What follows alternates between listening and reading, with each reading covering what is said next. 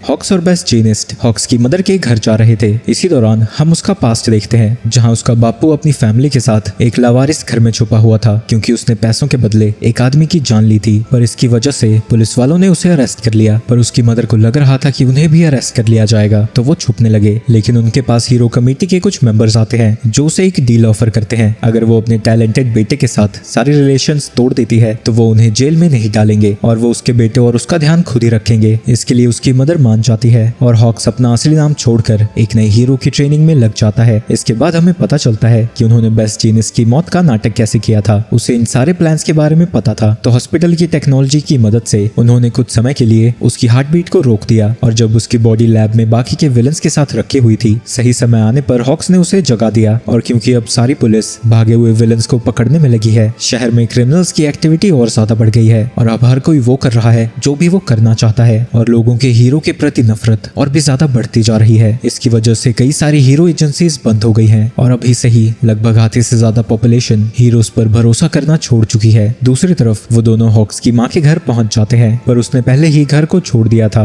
उसने लेटर में लिखा है कि उसने ही डाबी को सारी इन्फॉर्मेशन दी थी। वो नहीं चाहती थी कि उसकी वजह से उसे और कोई तकलीफ हो, इसलिए वो इस जगह को छोड़कर जा चुकी है। और अब क्योंकि कमेटी खत्म हो गई है, हॉक्स जो चाहे वो कर सकता है, तो वो एंडेवर की मदद करना चाहता है सोसाइटी को फिर से सुधारने के लिए और उसकी फैमिली में भी थोड़ा मैटर सॉल्व करने के लिए। दूसरी तरफ सिटी में तबाही बढ़ती ही जा रही है। जहां विलन्स की एक्टिविटी बढ़ गई है तो सिटीजन्स खुद ही सपोर्ट आइटम्स की मदद से उनसे लड़ने लगते हैं, पर क्योंकि उन्हें कोई भी ट्रेनिंग नहीं मिली है तो इससे वो और भी ज्यादा तबाही मचाते हैं। दूसरी तरफ हॉस्पिटल में एंडेवर को होश आता है। डॉक्टर उसे बताता है कि शोटो और बाकी सबको होश आ चुका है। मैंने पास्ट में बहुत गलतियां की हैं। लगता है उन्हें कि मुझे अब सजा मिल रही है। मैं भले ही जिंदा हूँ पर हीरो एंडेवर मर चुका है। मैं अपने ही बेटे से लड़ नहीं सकता। तभी वो देखता है कि उसके बच्चे सब कुछ देख रहे थे, पर जैसे ही उनका मुंह उसकी तरफ घूमता है वो दरवाजा लगा देते हैं। आप क्या कर रहे हो? अंदर आओ। आप क्यों रो रहे थे? बस ऐसे ही। मैं जानता हूँ कि अब बहुत देर हो गई है, पर मैं अपनी गलतियों के लिए बहुत पछता रहा हूँ। जितना पछतावा तुम्हें है उतना हमें भी है। अपनी बीवी को वहाँ देखकर एंडेवर शॉक हो जाता है। मैं यहाँ पर अपनी फैमिली और टोया के बारे में तुमसे बात करने आई हूँ। इसके बाद वो अपने पास्ट को याद करते हैं, जहाँ उन दोनों की शादी सिर्फ इसलिए हुई थी क्योंकि रे की फैमिली का ट्रेडिशन है कि वो अपने घर की बेटियों की शादी टॉप हीरो से करवाते हैं और एंडेवर भी बस स्ट्रॉन्ग बच्चों के लिए ही उससे शादी करना चाहता था। इसके कुछ समय बाद एंडेवर और रे को पता लगता है कि टोया के पास एंडेवर से ज्यादा फायर पावर है, पर उसका शरीर उसकी माँ की तरह है, तो वो आइस से रेसिस्टेंट है, फायर से नहीं। उसे बचाने के लिए एंडेवर ने उसे ट्रेन करना बंद कर दिया, लेकिन उसके लाख मना करने के बाद भी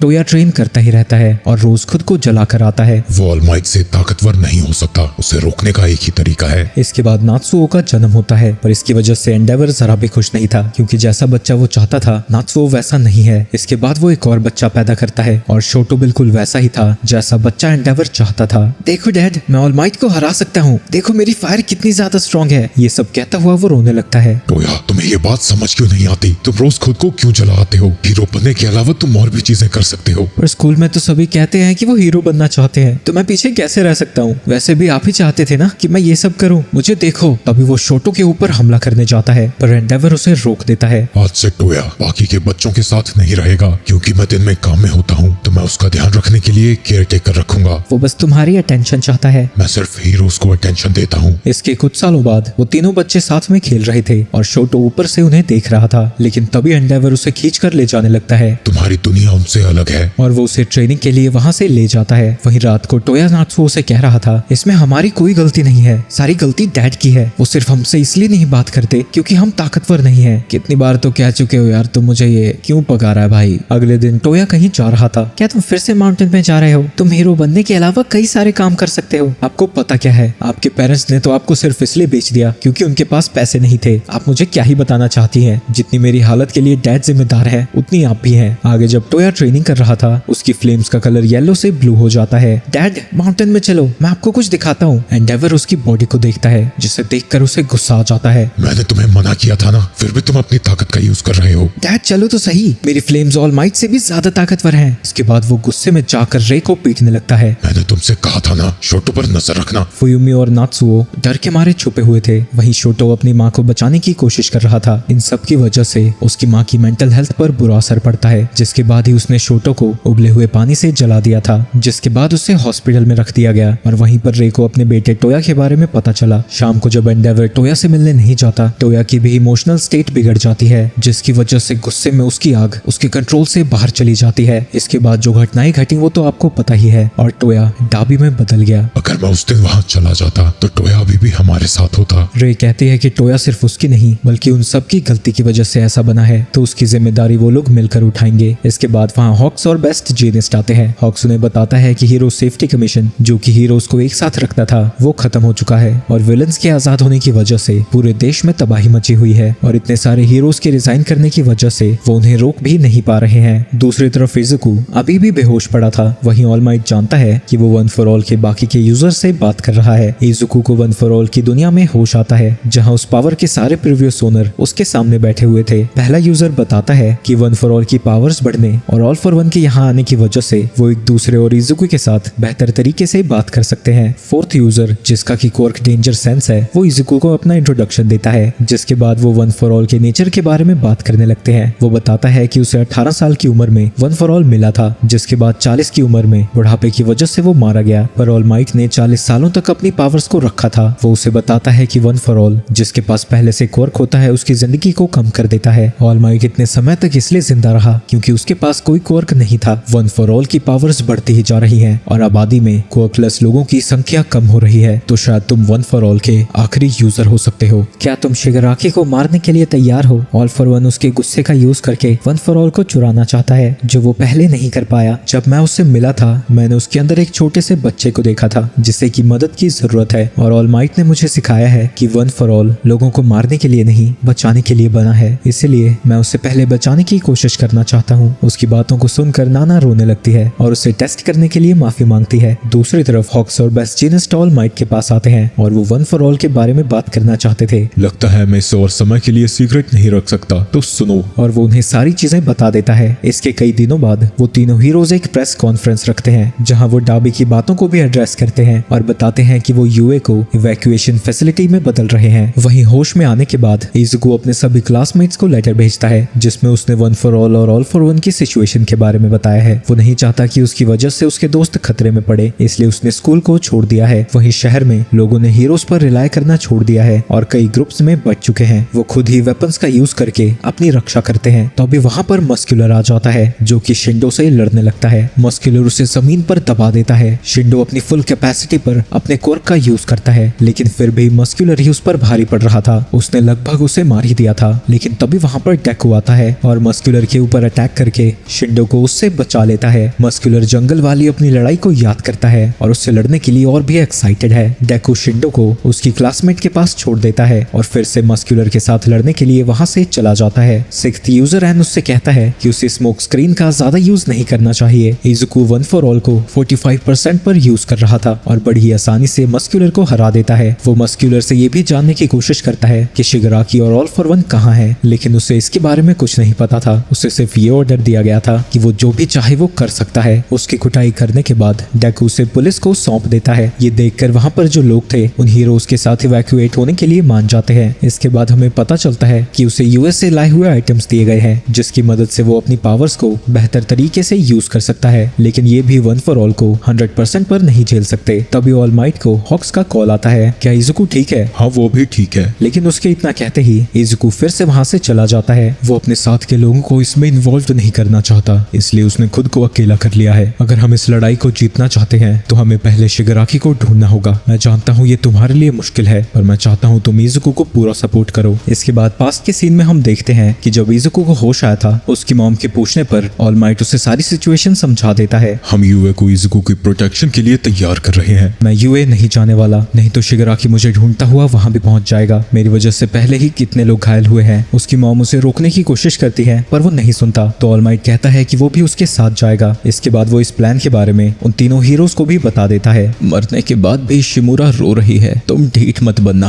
अब समय आ चुका है, तुम्हें किसी को बचाने के लिए किसी को खत्म करना ही होगा। इसके बाद वो सभी हीरो के साथ मिलकर विलन शिगराकी और ऑल फॉर वन को रोकने में लग जाते हैं। आगे हम डेकू को देखते हैं जो कि एक बड़ी सी औरत को बचाता है। क्योंकि उसका साइज इतना बड़ा था सभी लोगों को लग रहा था कि वो विलन है और वो उसके ऊपर हमला कर रहे थे। जब डेकू सिटी में घूम रहा था ऑल फॉर वन का पहला यूजर दो यूजर से डेकू की मदद करने को कहता है। वो कहते हैं कि वो उस समय से बिलोंग करते हैं जिस वक्त ऑल फॉर वन का राज था और वो रेजिस्टेंस का हिस्सा थे, तो वो डेकू की महान बातों से सहमत नहीं है, बिल्कुल मेरी तरह। लेकिन ऑल फॉर वन 141 का पहला यूजर उन्हें याद दिलाता है कि कैसे उन्होंने उसकी जान बचाई थी जबकि वो उसे वहां मारने आए थे। वो पहले लोग हैं जिन्होंने वन फॉर ऑल को बढ़ने दिया। उसकी बातें सुनकर वो दोनों भी डेकू की मदद करने के लिए तैयार हो जाते हैं। आगे जब एंडेवर कुछ चोरों को हराता है, कुछ लोग उसके फेलियर्स और सीक्रेट्स की वजह से उसका विरोध करने आ जाते हैं। इसके बाद वो तीनों वहां से निकल जाते हैं। उन्हें लगता है कि ऑल फॉर वन डेकू की ताकत को लेने से पहले शिगराकी के शरीर पर पूरी तरह से कब्जा करना चाहता है। अगर वो ऑल फॉर वन को चुराना चाहता है तो उसे शिगराकी की नफरत की जरूरत पड़ेगी। तभी वो लोग देखते हैं कि डेकू का जीपीएस बंद हो चुका है और ऑल माइट की कार पर एक बॉम्ब से हमला होता है। आगे हमें पता चलता है कि उसके फोन पर लेडी नगांट ने हमला किया था। लेडी नगांट उन विलन्स में से एक है जिन्हें ऑल फॉर वन ने टार्टरस से फ्री किया था। लेडी नगांट का क्वर्क राइफल है जिसकी मदद से वो काफी दूर से उसके ऊपर हमला कर रही थी और डेकू सिर्फ उसके हमलों से बच ही पा रहा था। वहीं लेडी नगांट के साथ वहां पर ओवरहॉल भी है जिसे उसने प्रिजन से बचाया था। पास्ट में हम देखते हैं कि जब वो जेल से बाहर जा रहे थे,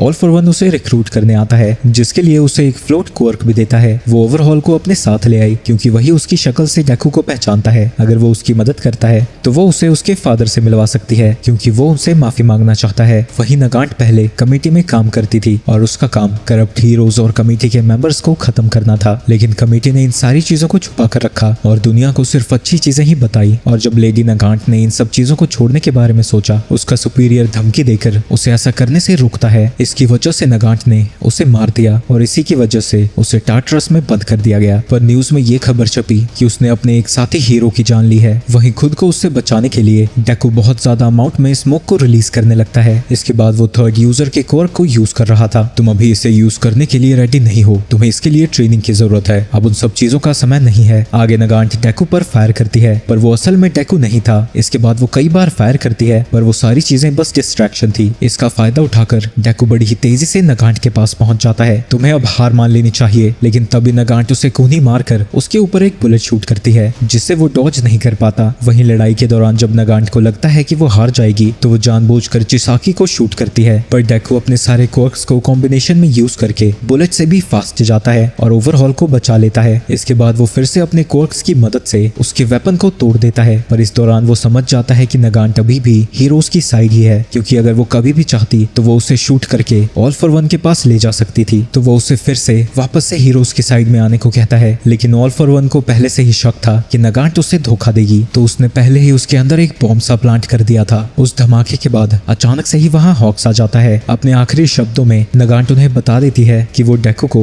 ऑल फॉर वन को कहां सौंपने वाली थी। वहीं एंडेवर ने ओवरहॉल को पकड़ा हुआ था। जब डेकू को पता लगता है कि वो अपने फादर से माफी मांगना चाहता है, अगर तुम्हें ईरी के लिए भी बुरा लग रहा है और तुम उससे माफी मांगना चाहते हो तो मैं नगांट के प्रॉमिस को पूरा कर सकता हूँ। डेकू जब नगांट के जले हुए शरीर को देखता है, उसका गुस्सा और भी ज्यादा बढ़ने लगता है। जो लोकेशन उन्हें नगांट ने बताई थी, डेकू काफी सारे हीरोज के साथ वहां पहुंच जाता है, लेकिन अंदर जाने के बाद उन्हें पता लगता है कि वो पूरी जगह खाली है। वहां पर ऑल फॉर वन ने पहले से ही एक रिकॉर्डिंग छोड़ी थी जिसमें वो डेकू के फेलियर्स को गिनाने लगता है, जिसके बाद वो जगह एक्सप्लोड हो जाती है। हीरोज वहां से बच जाते हैं और बात करने लगते हैं कि उन्हें क्या करना चाहिए, क्योंकि धीरे धीरे हीरोज की संख्या कम होती जा रही है। दूसरी तरफ डेकू एक और हिटमैन को हरा देता है जिसे भी ऑल फॉर वन ने हायर किया था। वहीं ऑल माइट उसे थोड़ा आराम करने के लिए रिक्वेस्ट कर रहा था और वो नहीं चाहता कि उसके दिमाग पर और भी बुरा असर पड़े, लेकिन बुरा असर ऑलरेडी उसके ऊपर हो चुका है। कई दिनों से वो सोया नहीं है और कुछ खाया भी नहीं, और वो ऑल माइट से कहता है कि उसे अब उसकी मदद की कोई जरूरत नहीं है, वो सिर्फ उसके रास्ते में ही आएगा। जिसके बाद वो वहां से चला जाता है। इसके बाद डेकू शहर में घूमता रहता है और जिसे भी उसकी मदद चाहिए होती है वो उसकी मदद करता है। हीरोज और वन फॉर ऑल के सभी यूजर्स उसे आराम करने को कहते हैं, लेकिन वो उनकी सुनता ही नहीं। इसकी वजह से डेकू की हालत बिगड़ती ही जाती है और अब वो हीरो कम और विलन जैसा ज्यादा दिख रहा था। लोग उससे अब डरने लगे हैं और रूमर्स तो ये फैल गए हैं कि वो एक नोमू है, लेकिन इसके बावजूद भी वो नहीं रुकता। वो तब तक नहीं रुकना चाहता जब तक उसके साथियों के चेहरे पर फिर से स्माइल ना हो। वो कामिनो शहर में पहुंचते पहुंचते काफी ज्यादा कमजोर हो जाता है, जहाँ पर एक डिक्टेटर नाम का विलन उसका पहले से ही इंतजार कर रहा था। वो अपने क्वर्क की मदद से लोगों को कंट्रोल कर सकता है, जिन्हें कहकर वो डेकू पर हमला कर देता है। डेकू एक तो कमजोर था, ऊपर से वो सब लोग सिविलियंस थे, तो वो उनके ऊपर हमला नहीं करना चाहता था। वो सारी जनता डेकू को मारने वाली थी, पर तभी वहां पर बाकू आ जाता है और वो डिक्टेटर को हराकर उसे बचा लेता है। पास के सीन में हम देखते हैं कि क्लास 1A को डेकू की सिचुएशन के बारे में पता लग जाता है और इस बात को कंफर्म करने के लिए वो प्रिंसिपल को कहकर एंडेवर को यहाँ बुलाते हैं। वो कहते हैं कि वो अपने दोस्त की मदद करना चाहते हैं, जिसके लिए प्रिंसिपल उन्हें परमिशन दे देता है। वो डेकू के पास पहुंच जाते हैं ताकि वो उसे वापस से यूए की प्रोटेक्शन में ला सके। वो वहां पर पर आराम कर सकता है, लेकिन डेकू उनके साथ जाने से मना कर देता है। तुम मेरी मदद करने आए, उसका शुक्रिया। वो वहाँ पर अपनी स्मोक स्क्रीन का यूज करके वहाँ से भागने लगता है, पर बाकुगो अपने ब्लास्ट की मदद से उस सारे स्मोक को वहाँ से हटा देता है। तुम्हें क्या लगता है तुम जो चाहे वो कर सकते हो? तभी कोजी काफी सारी बर्ड्स की मदद से उसे वहीं पर रोकने की कोशिश करता है। प्रिंसिपल ने कहा है कि तुम वापस आ सकते हो। माफ करना कोजी, मैं नहीं आ सकता। वो ब्लैक विप का यूज करके वहाँ से जाने लगता है। तभी सैरो अपनी टेप की मदद से उसे रोकने की कोशिश करता है, पर वो उसके टेप्स को तोड़ता हुआ वहाँ से चला जाता है। टोकोयामी और जीरो मिलकर उसके ऊपर अटैक करते हैं, पर डेकू उनके हमले से भी बच जाता है। इसके बाद बारी बारी से सभी स्टूडेंट्स उसे रोकने की कोशिश करते ही रहते हैं, लेकिन डेकू अपनी वजह से उनकी जान फिर से खतरे में नहीं डालना चाहता था। तभी टोकोयामी अपनी शैडो की मदद से उसे पकड़ने की कोशिश करता है, जिसके बाद मोमो अपनी पावर्स का यूज करके डेकू को बांधने की कोशिश करती है, लेकिन ये चीजें डेकू को नहीं रोक पाती। वो अपनी कोर्क्स का यूज करके आसानी से उनसे आजाद हो जाता है और उनसे बचकर वहां से निकल जाता है। लेकिन जब वो वहां से भागने की कोशिश कर रहा था, शोटो अपनी आइस से उसे ट्रैप कर देता है और उसके साथ साथ सभी स्टूडेंट्स उसे बताने लगते हैं कि उसने किस तरह उनकी मदद की थी और उनकी जिंदगी को बदला है, इसलिए वो भी उसकी मदद करना चाहते हैं। तुम समझते क्यों नहीं? हम साथ में मिलकर ये सब कर सकते हैं। हम एक साथ ऑल फॉर वन को हरा सकते हैं। लेकिन वो उसकी आइस से फिर से आजाद हो जाता है और अपनी कोर्स की मदद से वहां से भागने लगता है। वो चाको उसे रोकने की कोशिश करती है, लेकिन वो समय पर उस तक नहीं पहुंच पाती। इसके बाद सारे स्टूडेंट्स मिलकर उसकी स्पीड को मैच करने की कोशिश करने लगते हैं। टोकोयामी अपनी शैडो से उन तीनों को जोर से ऊपर फेंकता है और शोटो अपनी फायर की मदद से अपनी स्पीड को बढ़ाने लगता है, जिस दौरान मीना ने अपनी एसिड से उन्हें फ्रिक्शन से बचा कर रखा था। सभी स्टूडेंट्स मिलकर आखिरकार उस तक पहुंच जाते हैं और ईडा डेकू के हाथ को पकड़ता है। वन फॉर ऑल का सेकंड यूजर कहता है कि डेकू को अपने आसपास ऐसे लोग चाहिए जिनकी सोच उसी के जैसी हो, जो कि हर वक्त उसका साथ दें। इस दौरान डेकू की सारी ताकत खत्म हो जाती है और वो ईडा के साथ नीचे गिर रहा था, लेकिन वहाँ पर किरिशिमा पहले से ही मौजूद था, जो कि उन दोनों को कैच कर लेता है। मुझे वापस आने में कोई हर्ष नहीं है, पर अगर मैं वापस आया तो इतने लोग मेरे पीछे पड़े हैं कि तुम लोग भी सेफ नहीं बचोगे। इसके बाद बाकुगो भी वहाँ पहुंच जाता है और वो उसके साथ अपने पास्ट को याद करता है। तुम लगभग सारी चीजें परफेक्टली करते हो, लेकिन ऐसी कंडीशन में तुम ऑल फॉर वन को नहीं हरा सकते, तो हमें अपनी मदद करने दो। डेकू उनसे कहता है कि वो उससे बहुत अच्छे हीरोज बन चुके हैं और बेहोश हो जाता है। इसके बाद वो यूए में पहुंच जाते हैं, जहां प्रिंसिपल उन्हें बताता है कि अब यूए की सिक्योरिटी टार्टरस से भी बेटर हो चुकी है। उस पूरी जगह को सेक्टर्स में डिवाइड कर दिया गया है, जो कि खतरे के समय में अंडरग्राउंड जा सकती है, और अंडरग्राउंड प्रोटेक्शन के लिए 3000 मेटल प्लेट्स हैं। उन्होंने अंडरग्राउंड रास्ता भी बनाया है, जिससे वो कैत्सुबुत्सु स्कूल तक जा सकते हैं। स्टूडेंट्स डेकू के साथ यूए के अंदर जाते हैं, पर जिन लोगों को सेफ्टी के लिए वहां रखा गया था वो इसका विरोध करने लगते हैं। उन्हें पता है कि सारे विलन्स उसी को हंट कर रहे हैं और इसकी वजह से उनकी भी जान खतरे में आ सकती है। पर आखिर में सारे हीरोज ने अपनी लंबी चौड़ी स्पीच देकर, खासकर ओचाको ने उन्हें कन्विंस करने में कामयाबी हासिल कर ली। वो सभी समझ जाते हैं कि पहले हीरोज उन्हें प्रोटेक्ट किया करते थे सिर्फ अपनी ग्लोरी के लिए, लेकिन अब ऐसा नहीं है। वो सिर्फ उन्हें प्रोटेक्ट कर रहे हैं, और अगर वो अब इस सिचुएशन में उन्हें सपोर्ट नहीं करते तो वो पुराने दिन कभी वापस नहीं आएंगे। वहीं डेकू प्रॉमिस करता है कि वो सब कुछ ठीक कर देगा। दूसरी तरफ प्रिंसिपल आइजावा को उसके स्टूडेंट्स और उसके दोस्त कुरोगिरी के बारे में सारी चीजें बता देता है, जिसे सीक्रेटली सेंट्रल हॉस्पिटल में पहुंचा दिया गया है ताकि आइजावा उससे बात कर सके। वो आइजावा को ये भी बताते हैं कि उन्होंने टोगा से प्रोटेक्शन के लिए भी तैयारियां कर ली है, क्योंकि उन्हें ये पता चल चुका है कि टोगा की ट्रांसफॉर्मेशन कितनी देर तक रहती है और हर रेफ्यूजी को समय पर चेक किया जाता है। वहीं ऑल माइट डिसाइड करता है कि वो चैन से नहीं बैठ सकता और जो लोग इवैक्यूएट होने से मना कर रहे हैं उन्हें मनाने जाने लगता है। वहीं दूर से उसे स्टेन देख रहा था। जब ऑल माइट उस जगह पर जाता है जहाँ पर उसका स्टैचू था, वहाँ पर उसे डेकू का मास्क दिखता है और साथ ही वहाँ स्टेन भी था, पर उसे यकीन नहीं हो रहा था कि वो ऑल माइट ही है। तो वो खुद को ट्रांसफॉर्म करके उसे दिखाता है। तुम ऑल माइट नहीं हो सकते। तब स्टेन उसे पत्थर के पीछे छुपा लेता है और वहाँ पर एक लड़की आती है जो कि हर रोज वहाँ आती है और उसके स्टैचू को साफ करती है। ये आखिरी इंसान है जिसे ऑल माइट ने बचाया था। लोग तुम्हारी ताकत की वजह से नहीं, तुम्हारी प्रिंसिपल की वजह से रिस्पेक्ट करते थे। तुम जब स्माइल करते थे लोगों के बीच में उम्मीद जागती थी। ये उम्मीद की आग कभी खत्म नहीं होनी चाहिए। यही है जो एक दिन इस दुनिया को बदल देगी। इसके बाद स्टेन वहाँ से जाने लगता है, लेकिन जाने से पहले वो उसे टार्टरस से निकले हुए प्रिजनर्स की इन्फॉर्मेशन देता है जो कि मरते हुए गार्ड ने उसे दी थी और कहा था कि वो इसे एक ऑनेस्ट इंसान को दे। इसका यूज करो और जब सब कुछ खत्म हो जाए मुझे मारने आना, क्योंकि मैंने 40 हीरोज की जान ली है। स्टेन ने ये सारी चीजें इस दुनिया को बेहतर बनाने के लिए की थी। इसके बाद हम वापस से स्कूल में पहुंचते हैं, जहां क्लास के स्टूडेंट्स डेकू को चेयर अप करने की कोशिश कर रहे हैं और सारी धुलाई होने के बाद वो उसके ऊपर सवालों की बारिश कर देते हैं। लेकिन शोटो उन सभी को रोकता है क्योंकि डेकू को आराम की जरूरत है। लेकिन तभी उसे याद आता है कि उसने ऑल माइट को किस हालत में छोड़ा था। तभी शोटो उसे बताता है कि वो खिड़की के बाहर ही खड़ा है। ऑल माइट डेको से माफी मांगता है क्योंकि वो उसकी जरा भी मदद नहीं कर पाया। आखिरी लड़ाई का समय आ चुका है। मुझे कुछ इन्फॉर्मेशन मिली है जो हमारे काम आ सकती है, लेकिन आगे बढ़ने के लिए हमें हर किसी की ताकत की जरूरत होगी, मेरे इस कमजोर शरीर की भी। मुझे भी माफ कर दो ऑल माइट, अब मैं हर प्लान में तुम्हारा साथ दूंगा। इसके बाद ऑल माइट एंडेवर और बाकी सबके पास जाता है। वहीं हॉक्स कह रहा था कि 1 महीना बीत चुका है, यानी शिगराकी की बॉडी को कंप्लीट होने में अब सिर्फ 30 दिन बचे हैं, पर उन्हें भी यकीन नहीं हो रहा था कि हीरो किलर ने उनकी मदद की है। वहीं जब ऑल फॉर वन ने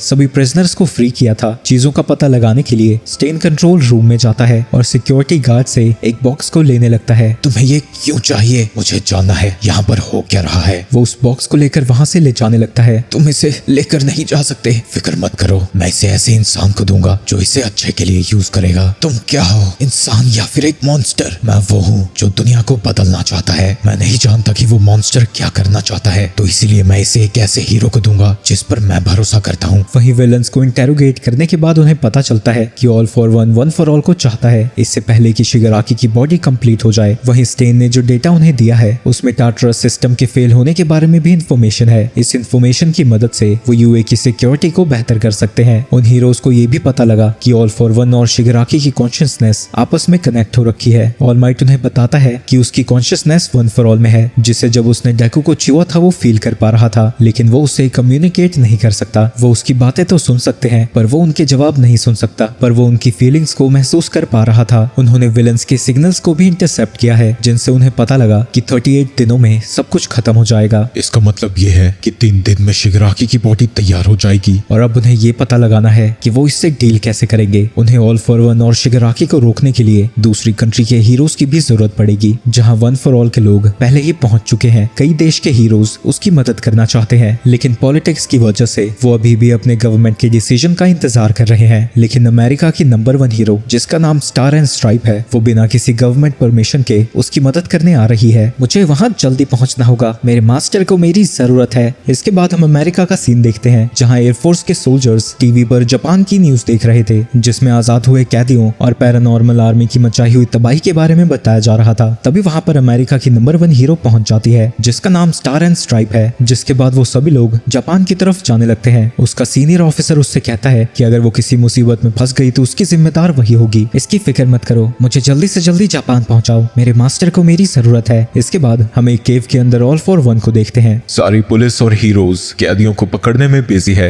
यानी उनका ध्यान मुझसे हट चुका है। हमें बस उनसे कुछ और दिन बचना है, फिर मैं वन फॉर ऑल को अब्सॉर्ब कर लूंगा, पर उससे पहले हमें स्टार का कुछ करना होगा। इसके बाद हम लिबरेशन आर्मी के मेंबर्स को देखते हैं, जिनका लीडर तो पकड़ा जा चुका है, लेकिन उन्होंने अभी भी हार नहीं मानी है। दूसरी तरफ हॉक्स एंडेवर और बेस्ट जीनिस्ट स्टार से मिलने जा रहे थे, तभी उन्हें अलर्ट आता है और हम देखते हैं कि स्टार के सामने शिगराकी नोमुस पर बैठा हुआ रखा है। स्टार को लग रहा था कि वो ऑल फॉर वन है, पर उसका ड्राइवर उसे बताता है कि वो शिगराकी है, जो कि अपनी उंगलियों से छूकर किसी को भी राख में बदल सकता है। वो उससे लड़ने के लिए बैटल फॉर्मेशन में आ जाते हैं। ये सब कितना अजीब है। मुझे पता है कि मैं तोमुरा शिगराकी हूँ, पर ऐसा भी लगता है जैसे मैं ऑल फॉर वन भी हूँ। वो उनके ऊपर रेडियो वेव से हमला करता है, पर इससे वो सभी किसी तरह बच जाते हैं। मैं जानता हूँ कि तुम्हारा क्वर्क क्या है, देखते हैं कौन किसे पहले छूता है। स्टार अपने न्यू ऑर्डर क्वर्क का यूज करती है। वो जिस किसी भी चीज को छूती है वो उसका नाम लेकर उसे कोई भी ऑर्डर दे सकती है या फिर उसके रूल्स को बदल सकती है। वो शिगराकी के चारों तरफ ऑक्सीजन को खत्म कर देती है, जिससे वो सांस नहीं ले पा रहा था। स्टार के ऑर्डर देने पर सभी प्लेन्स उसके ऊपर हमला करते हैं, पर वो उनके अटैक्स को रिफ्लेक्ट कर देता है और स्टार एक लेजर को छूकर उसे गायब होने का ऑर्डर देती है। वो लोग नोटिस करते हैं कि शिगराकी की रिजनरेशन बहुत ज्यादा तेज है। मैं फिर से सांस ले सकता हूँ, यानी एक बार में एक ही चीज को ऑर्डर दे सकती है। शिगराकी स्टार के ऊपर हमला करने जाता है, पर वो उसे मुक्का मार के खुद से दूर कर देती है। मैं एक वक्त पर सिर्फ 2 रूल्स को ही एक्टिव रख सकती हूँ, जिनमें से एक रूल हमेशा मेरी बॉडी पर होता है ताकि मैं इसे स्ट्रॉन्ग बना सकूं, पर मैं फिर भी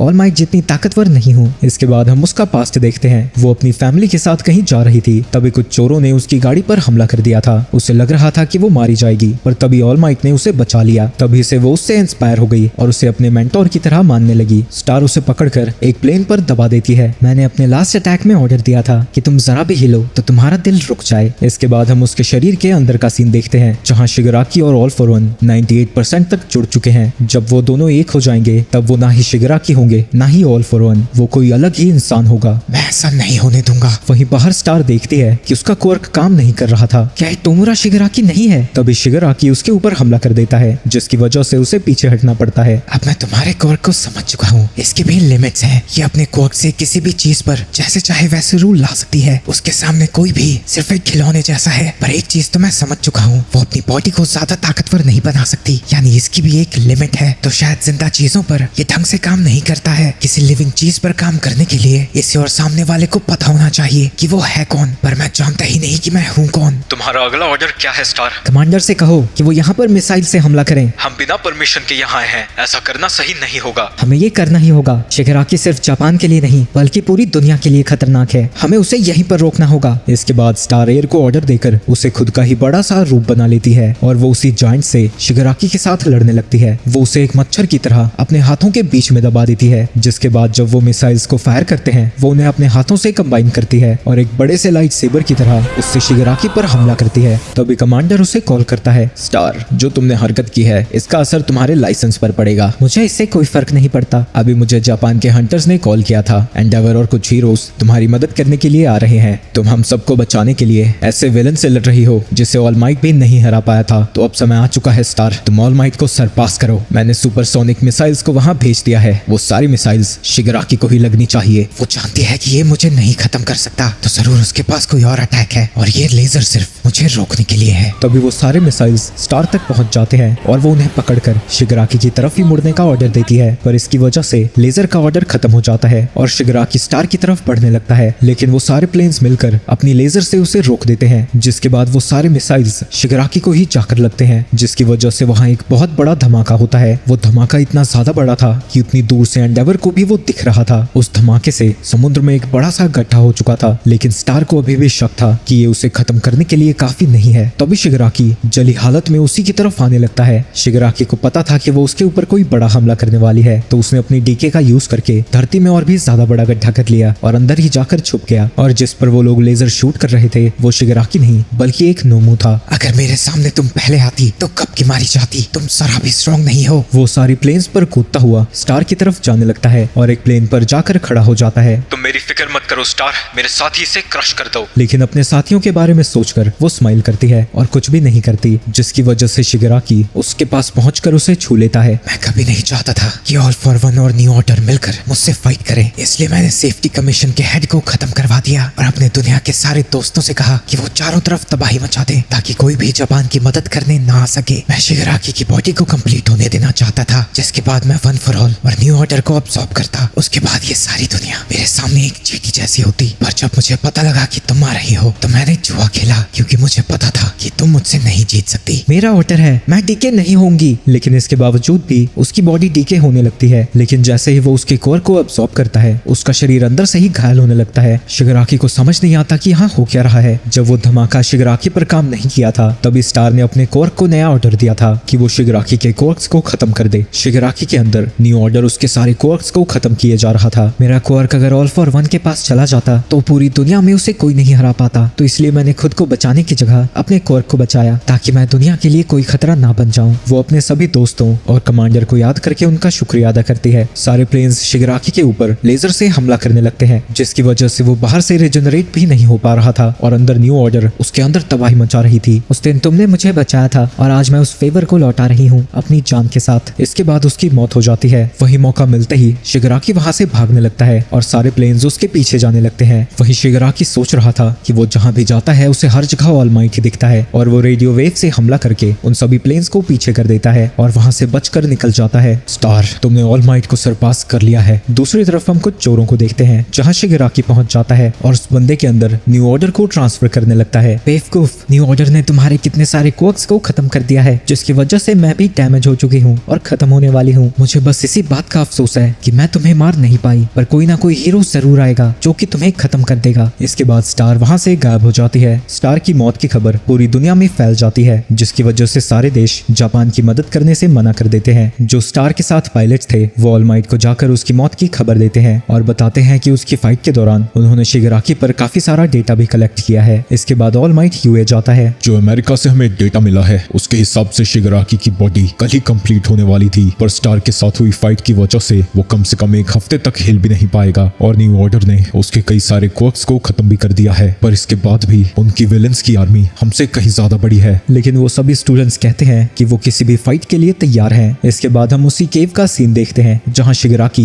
दर्द के मारे चिल्ला रहा था और ऑल फॉर वन फील करता है कि उन दोनों की कॉन्शियंस अब काफी ज्यादा जुड़ने लगी है, क्योंकि वो उसके गुस्से को शिगराकी के अंदर फील कर पा रहा था। दूसरी तरफ यूए के सारे स्टूडेंट्स ट्रेनिंग में बिजी थे और सोचने लगते हैं कि ऑल फॉर वन काफी अच्छे तरीके से छुप सकता है, तो इसीलिए उन लोगों को पहली चाल चलनी होगी ताकि फाइट की जगह विलन्स नहीं बल्कि वो डिसाइड करें। दूसरी तरफ हम टोरू को देखते हैं जो कि आयोमा और उसके माँ बाप पर नजर रख रही थी और उसे पता लगता है कि वो सब ऑल फॉर वन के जासूस हैं। हमें पता चलता है कि आयोमा बिना क्वर्क के पैदा हुआ था, पर उसके माँ बाप उसे अलग थलग महसूस होने नहीं देना चाहते थे, तो उन्होंने ऑल फॉर वन के साथ सौदा करके उसे उसका क्वर्क दिलाया। लेकिन अब वो उन्हें मौत की धमकी देकर कुछ भी करवा रहा है। आयोमा ने ही मजबूरी में आकर विलन्स को समर कैंप और यूए में होने वाली एक्सरसाइज के बारे में बताया था। तभी वहाँ पर डेकू पहुंच जाता है जो सारी बातें सुनकर हैरान था। वहीं आयोमा रोता हुआ सारी बातों को कबूल कर लेता है। इसके बाद वो तीनों वहाँ से भागने लगते हैं और डेकू से बचने के लिए आयोमा उसके ऊपर हमला कर देता है, पर टोरू उसके लेजर को रिफ्रैक्ट कर देती है और पहली बार हम उसका चेहरा देखते हैं। इसके बाद डेकू अपने ब्लैक विप की मदद से उन तीनों को ही पकड़ लेता है। सारे हीरोज उन्हें अपनी हिरासत में ले लेते हैं। आयोमा सारी बातों के लिए माफी मांगता है और खुद को एक विलन कहता है, पर डेकू उससे कहता है कि ऐसा बिल्कुल भी नहीं है, वो विलन नहीं एक विक्टिम है और अभी भी मौका है, वो हीरो बन सकता है। लेकिन सारे हीरोज अभी भी इस बात के खिलाफ थे। लेकिन क्लास 1A के सारे स्टूडेंट्स आयोमा पर भरोसा करते थे। तभी वहाँ पर आइजावा वीडियो कॉल करता है और वो भी अपने स्टूडेंट्स का साथ देता है और उन्हें प्लान बताता है कि वो आयोमा की मदद से कैसे जीत सकते हैं। इसके बाद बाकी के इन्वेस्टिगेशन के लिए आयोमा को वहाँ से ले जाया जाता है। दूसरी तरफ फीटा और इज़ुकू अपनी आइटम्स की मरम्मत करने के लिए डेवलपमेंट डिपार्टमेंट में पहुंचते हैं, जहां वो मे से मिलते हैं और उन्हें पता लगता है कि उसे बाहर की दुनिया के बारे में कुछ भी नहीं पता है। उन्हें पता लगता है कि इस डिपार्टमेंट के सारे स्टूडेंट्स यूए के बैरियर को अपग्रेड कर रहे हैं। वहीं इस काम को करते दौरान भी वो उन दोनों के आइटम पर काम खत्म कर देती है और उन दोनों को ही उनके मुंह पर दे मारती है। इसके बाद वो अपने सपोर्ट आइटम्स को पहनकर बाकी के स्टूडेंट्स के पास आते हैं और वो माउंट लेडी के साथ मिलकर अपने मिशन को शुरू करते हैं। दूसरी तरफ हम ऑल माइट, पुलिस फोर्स और काफी सारे हीरोज को देखते हैं और वहाँ पर यूएस के कुछ सोल्जर्स भी मौजूद थे। वो सब मिलकर प्लान बनाते हैं कि उन्हें शिगराकी और ऑल फॉर वन को कम से कम 10 किलोमीटर दूर रखना होगा, क्योंकि अगर वो किसी तरह साथ में मिल गए तो उन्हें हराना नामुमकिन हो जाएगा। दूसरी तरफ आइजावा आयोमा से बात करने जाता है और उससे बात करके उसके अंदर से ऑल फॉर वन के डर को खत्म कर देता है। इसके बाद हम टोगा के पुराने घर को देखते हैं जहाँ टोगा अपने पास्ट को याद कर रही थी। तभी वहाँ पर डाबी आ जाता है। तुम्हारे जैसे साइको के अंदर भी फीलिंग्स हैं और वो उसकी मदद करने के लिए उसके घर को जला देता है। मैंने वॉर के दौरान ट्वाइस का कुछ ब्लड लिया था, जो यकीन है कि तुम इसका सही इस्तेमाल करोगी। दूसरी तरफ केव के अंदर स्पिनर शिगराकी को देखता है जिसकी बॉडी बड़ी ही भयानक दिख रही थी। क्या ये शिगराकी ही है? फिक्र मत करो, उसकी रिकवरी बड़े ही अच्छे से हो रही है। वहीं क्लास 1A सारा दिन भागे हुए कैदियों से लड़ने के बाद आराम करने यूए पहुंचते हैं। तभी वहां पर ऑल माइट उन्हें आने वाली युद्ध की डिटेल्स को देने आते हैं। अगले दिन प्रिंसिपल नेजू सभी रेफ्यूजीज को बताते हैं कि विलेंस 4 दिन के अंदर हमला करने वाले हैं और 1A के स्टूडेंट्स अपने सभी परिवार वालों को अलविदा कहते हैं, क्योंकि वो मेकशिफ्ट फोर्ट्रेस ट्रॉय के अंदर जा रहे हैं। इसी के अंदर वो शिगराकी के साथ फाइनल बैटल करेंगे। दूसरी तरफ डेकू ओचाको के पास जाता है और उसकी स्पीच के लिए उसका शुक्रिया अदा करता है, क्योंकि उसी की वजह से वो यूए में रह पाया। ओचाको कहती है कि उस स्पीच के दौरान उसे टोगा का उदास चेहरा याद आया था और डेकू भी कहता है कि वो भी शिगराकी के उदासी भरे चेहरे को भूल नहीं पा रहा है। आगे हम 3 दिन बाद का सीन देखते हैं जहां ऑल फॉर वन आयोमा को डेकू को एक अननोन लोकेशन पर लाने का ऑर्डर देता है और ये कंफर्म करने के लिए कि वो उनसे झूठ नहीं बोल रहा है, वो लाइट डिटेक्शन कोर का यूज करता है। इसके बाद आयोमा डेकू को एक सुनसान सी जगह पर बुलाता है। तुम तो जेल में थे, बाहर कब आए? मेरे पेरेंट्स के लॉयर ने मुझे निकाला है। इसके बाद आयोमा डेकू को ऑल फॉर वन के प्लान्स के बारे में बताता है कि वो पूरी दुनिया पर कैसे राज करेगा। तभी वहाँ ऑल फॉर वन आ जाता है और आयोमा को शाबाशी देता है, पर तभी उसे झटका लगता है क्योंकि आयोमा ने उसे धोखा दिया था और वो उसके ऊपर हमला कर देता है। इसके बाद वो अपने क्वर्क से कई सारे विलेंस को वहाँ लाने लगता है, पर तभी उसे एक और झटका लगता है क्योंकि हीरोज कुरुगिरी के क्वर्क का यूज करके वहाँ पर आने लगे थे।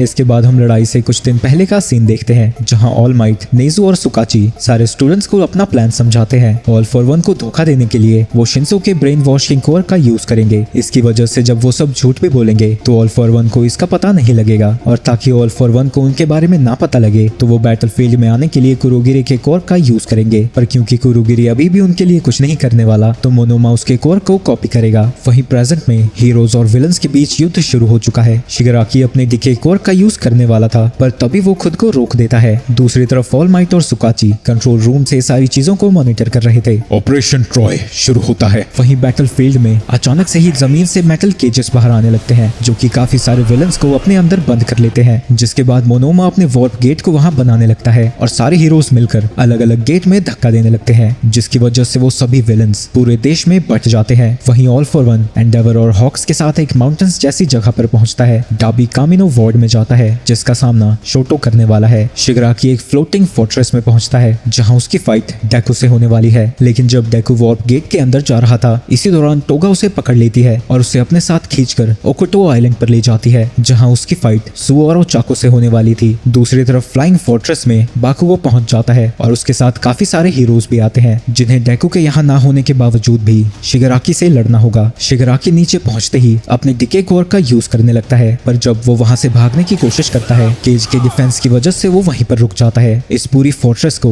उससे ही फाइट करने के लिए डिजाइन किया गया था। इसका प्लेटफॉर्म ऐसा है कि उसका डिके कोर पूरे फोर्ट्रेस तक नहीं पहुंच पाएगा। बैरियर के चारों ओर एक इलेक्ट्रिक केज बनाई गई है और उनकी फाइट वाली लोकेशन के थोड़ी दूर में ही मोनोमा बैठा हुआ है जो कि आइजावा के कोर को कॉपी कर रहा है। मीरको उसके ऊपर हमला करने जाती है पर शिगराकी उसे डॉज कर लेता है। तभी अचानक से शिगराकी का शरीर बढ़ने लगता है जिनसे वो मीरको के ऊपर हमला करता है। ये देखकर सारे हीरोज हैरान हो जाते हैं क्योंकि शिगराकी लगातार अपनी हथेली से उंगलियों को बनाता ही जा रहा था। एडशॉट कहता है कि ये कोई क्वर्क नहीं है, वो क्वर्क सिंगुलैरिटी की वजह से उसकी बॉडी बढ़ते ही जा रही है। दूसरी तरफ आइजावा डेकू को कांटेक्ट करता है। मोनोमा वार्प गेट से उसे यहाँ पर ला सकता है पर इसके लिए अपने इरेजर क्वर्क को डिसेबल करना होगा और अगर ऐसा हुआ तो शिगराकी छूकर पूरे प्लेटफॉर्म को तबाह कर देगा। इसलिए वो डेकू से कहता है कि उसे खुद ही यहाँ पर आना होगा। दूसरी तरफ ओकोटो आइलैंड पर हीरोज और विलन्स लड़ रहे थे जहाँ ओचाको और डेकू टोगा के साथ लड़ रहे थे, पर किसी वजह से टोगा की वजह से उसके डेंजर सेंस एक्टिवेट नहीं होते थे। वो डेकू से कहती है कि वो उससे बहुत प्यार करती है और उससे वही सवाल पूछती है जो उसने ओचाको से पूछा था, लेकिन डेकू भी उससे नहीं समझ पाता और उसे लगता है कि वो दोनों भी उसके माता पिता जैसे हैं, तो वो उन दोनों को खत्म करना चाहती है। लेकिन जब वो उनके ऊपर हमला करने जा रही थी सू बीच में आ जाती है। इस मौके का फायदा उठाकर डेकू आइलैंड से जाने लगता है ताकि वो जल्दी से जल्दी फ्लाइंग फोर्ट्रेस तक पहुंच सके। दूसरी तरफ कामिनो में डाबी शोटो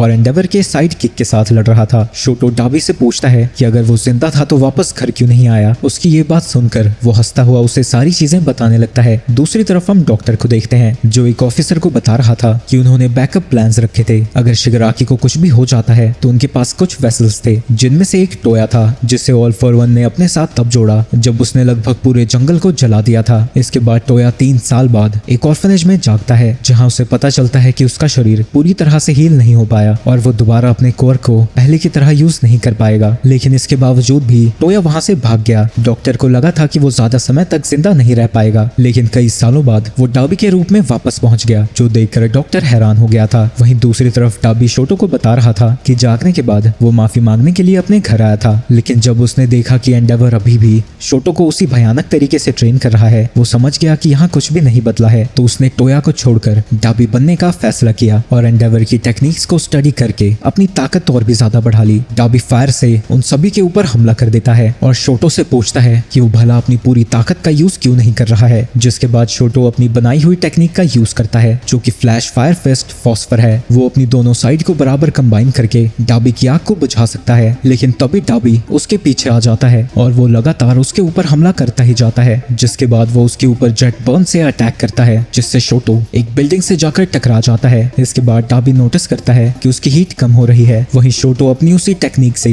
डाबी के ऊपर अटैक कर देता है और डाबी नोटिस करता है कि शोटो की फ्लेम्स उसकी बॉडी को कूल कर रही है, लेकिन तभी उसकी वो टेक्निक गायब हो जाती है। लेकिन उससे पहले कि वो अपने मूव को दोबारा एक्टिवेट करता, डाबी अपनी फ्लेम्स को बढ़ाने लगता है और उसके ऊपर हमला कर देता है, पर इसकी वजह से वहां मौजूद बाकी के हीरोज बेहोश हो जाते हैं और शोटो अपने मूव को वापस एक्टिवेट करने में कामयाब होता है और जैसा उसे एंडेवर ने कहा था वो अपनी फायर पावर को स्टोर करता है और जाके डाबी को पंच करता है और उससे रिक्वेस्ट करता है कि वो अब रुक जाए। वो डाबी और साथ ही उसके आसपास की चीजों को पूरी तरह से जमा देता है और डाबी बेहोश होकर वहीं पर नीचे गिर जाता है। बर्निन बाकी सभी हीरोज को बताती है कि उन्होंने डाबी को पकड़ लिया है, तो अब बाकी के हीरोज नोमूस को हराने में फोकस कर सकते हैं और वो सभी मिलकर उस नोमू से लड़ने लगते हैं। दूसरी तरफ कंट्रोल रूम में भी उन सबको पता लगता है कि शोटो ने डाबी को हरा दिया है और इसे बाकी के ग्रुप्स को भी बता दिया जाता है। दूसरी तरफ जहाँ पर जाइगेंटोमाकिया को रखा हुआ था वहाँ पर काफी सारे स्टूडेंट्स और हीरोज मिलकर विलन्स को आने से रोक रही थी। वहीं सारे विलन्स कंफ्यूज हो रखे थे क्योंकि उनकी इन्फॉर्मेशन के हिसाब से यहाँ पर किसी भी हीरोज को नहीं होना चाहिए था। इसके बाद हम बाकी के स्टूडेंट्स को भी देखते हैं जिन्हें शोटो की जीत के बारे में पता लगता है। वहीं स्काई कॉफिन में बाकुगो अपनी एक्सप्लोजन से शिगराकी पर हमला कर रहा था। दूसरी तरफ सेंट्रल हॉस्पिटल के बाहर विलन्स पुलिस के ऊपर हमला कर रहे थे। कोजी अपनी बर्ड से उन सभी विलन्स को रोक देता है। तभी स्पिनर उसके ऊपर हमला कर देता है, पर शोजी बीच में आकर उसे बचा लेता है। तभी माइक उन्हें बताता है कि शोटो ने डाबी को हरा दिया है, लेकिन स्पिनर को यकीन नहीं होता कि डाबी हार भी सकता है। दूसरी तरफ पास्ट में हम देखते हैं कि ऑल फॉर वन शिगराकी को एक क्वर्क देता है। डाबी हार नहीं सकता है, सब आगे बढ़ो और कुरुगिरे को वापस लाओ। दूसरी तरफ कामिनो में सभी हीरोज ने मिलकर उस नोमू को हरा दिया था। वहीं एक हीरो नोटिस करता है कि डाबी अभी भी सांस ले रहा था। तभी उसकी चेस्ट में कुछ चमकने लगता है। दूसरी तरफ एंडेवर को पता लगता है कि शोटो ने डाबी को हरा दिया है। वहीं ऑल फॉर वन अपने माइंड गेम्स को शुरू कर देता है। वो एंडेवर से कहने लगता है कि कैसे उसने अपनी फैमिली को बर्बाद किया है और अपने बेटों की जिंदगी को भी। इसके बाद हम पास्ट का सीन देखते हैं जहाँ पर वो तीनों ऑल फॉर वन की वीकनेस को डिस्कस कर रहे थे। उसका मास्क ही उसकी लाइफ को सपोर्ट करता है। एंडेवर अपने फायर से उसके ऊपर हमला करता है, पर वो उससे बच जाता है और हॉक्स के फेदर से भी। तभी हॉक्स पीछे से उस पर अटैक करने जाता है, पर वो अपने एक कोर का यूज करके उसे ब्लॉक कर देता है। ऑल फॉर वन नोटिस करता है कि हॉक्स पहले जितना फास्ट नहीं है। इसके बाद एंडेवर अपने फायर फिस्ट से उसके ऊपर हमला करता है, पर वो उसके इस अटैक को भी ब्लॉक कर देता है। पर इसी दौरान हॉक्स भी बीच बीच में जाकर उसके ऊपर अटैक करता जाता है, लेकिन इस दौरान ऑल फॉर वन एंडेवर से बात करता ही जाता है। वो कभी उसे टोया के बारे में कहता है तो कभी शोटो के, जिसकी वजह से एंडेवर अपना आपा खो बैठता है और पागलों की तरह उसके ऊपर हमला करने लगता है। हॉक्स उसे शांत रहने के लिए कहता है, पर एंडेवर अपना आपा खो बैठा था, जिसकी वजह से ऑल फॉर वन उसे घायल कर देता है और वो जमीन पर गिरने लगता है। ऑल फॉर वन अब हॉक्स के ऊपर हमला करता है, जिसके अटैक को वो डॉज नहीं कर पाता, तो वो अपनी फेदर्स को